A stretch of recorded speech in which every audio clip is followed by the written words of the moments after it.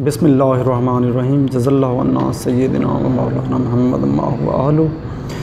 Today our lecture is managerial accounting के हम दो क्वेश्चन पढ़ रहे हैं 5.6 एंड 5.7 एमकॉम सेकंड के हवाले से। फाइनेंस से भी थोड़े से बिलोंग करते हैं। ब्रेक इवन पॉइंट हमने निकालना है, तो आप इसमें देखें 5.6 break even point in units निकालना है, फिर नीचे इन डॉलर निकालना है। तो इन यूनिट्स जब ब्रेक इवन पॉइंट आप निकालते हैं, break even point is equal to fixed cost और प्राइस माइनस वेरिएबल कॉस्ट।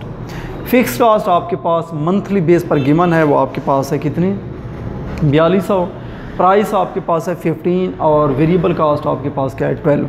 आपने डिवाइड किया तो आपके पास ब्रेक इवन पॉइंट 1400 यूनिट्स के ऊपर आते हैं। अगर आप इसको चेक भी करना चाहें तो आप इसको कर सकते हैं। तो ये आपके पास प्रॉफिट ज़ीरो निकलेगा। उसके बाद वो कहता है ब्रेक इवन पॉइंट आप डॉलर में निकालें, वो यूनिट्स में निकालना था, आप डॉलर के अंदर फार्मूला क्या है, fixed cost over CM ratio, contribution margin ratio.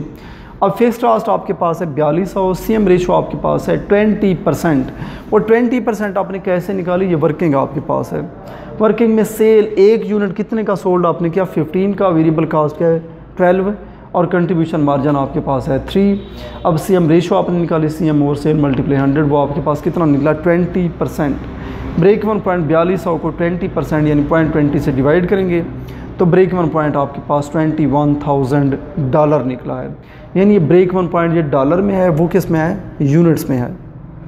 उसके बाद ब्रेक इवन पॉइंट वो निकालें, वो कहता है कि अगर आपके पास फिक्स्ड कॉस्ट बढ़ जाए तो फिक्स्ड कॉस्ट बढ़ जाएगी तो ब्रेक इवन पॉइंट के यूनिट्स भी क्या हो जाएंगे, बढ़ जाएंगे। तो फिक्स्ड कॉस्ट देखिए आपके पास पहले 4200 थी, अब कितनी हो गई है 600 रुपया है, बढ़ गई है 4800 हो गई है। प्राइस आपके पास 15 माइनस वेरिएबल कॉस्ट 12 और आपने तकसीम किया ब्रेक इवन पॉइंट यूनिट्स में निकला, वो आपके पास कितना है 1600। वो ब्रेक इवन पॉइंट यूनिट्स में 1400, ये 1600 क्योंकि फ़िक्स्ड कॉस्ट बढ़ गई है। अगर वेरिएबल कॉस्ट बढ़ जाती तो फिर ब्रेक इवन पॉइंट क्या हो जाता, कम हो जाता। अच्छा, उसके बाद आपके पास है ये वर्किंग है तीसरी रिक्वायरमेंट की, ये जो आपने की है कि सीएम रेशो आपके पास जो गिवन है अपना फिक्स्ड कॉस्ट और प्राइस माइनस वेरिएबल कॉस्ट, वो आपके पास कितना आता है 24,000। यानी वो ब्रेक इवन पॉइंट यूनिट्स में है, ये ब्रेक इवन पॉइंट किसके अंदर है, डॉलर के अंदर निकला है। फिक्स्ड कॉस्ट और सीएम रेशो तो आपने इसको निकाला है, तो आपके पास ये 24,000। जिस तरह यूनिट बढ़े हैं उसी तरह उनकी ब्रेक इवन पॉइंट डॉलर के अंदर भी बढ़ गया है। उसके बाद एक है टारगेट प्रॉफिट वाला क्वेश्चन।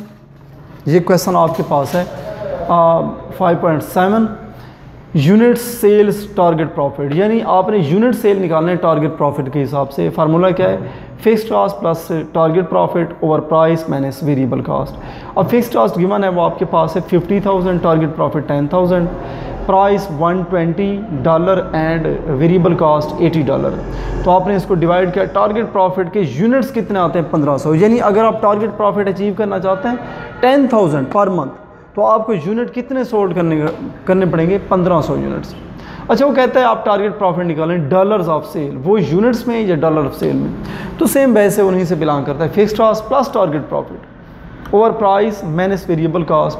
ये प्राइस माइनस वेरिएबल कॉस्ट नहीं लिखना था, इसमें लिखना था contribution margin ratio, CM ratio लिखना था। जब डॉलर में आप लिखेंगे ये फिक्स्ड कॉस्ट, यहाँ पर सीएम रेशो लिखना, सीएम रेशो तो fixed cost plus target profit over CM ratio. तो यहाँ पर फिक्स्ड कॉस्ट 15,000, टारगेट प्रॉफिट पहले 10 उसने बताया था, दूसरी रिक्वायरमेंट में उसने आपको बताया 15,000। और सीएम रेशो, ये सीएम रेशो वैसे निकली खड़ी है जैसे हमने वहाँ पर निकाली है कि सेल आपके पास एक यूनिट की सेल प्राइस क्या है 120, वेरिएबल कॉस्ट है 80, सीएम आपके पास है $40। अब सीएम रेशो किस चीज़ के बराबर है, सीएम ओवर सेल मल्टीप्लाई 100, वो 33.33% निकला है। वो आपने उससे डिवाइड किया तो आपके पास टारगेट प्रॉफिट सेल्स डॉलर के अंदर आए हैं 1,95,000। तो ये आपके पास टारगेट प्रॉफिट निकला है इन डॉलर ऑफ सेल, वो अपना यूनिट्स के अंदर, ये डॉलर ऑफ सेल के अंदर। Okay ji, that's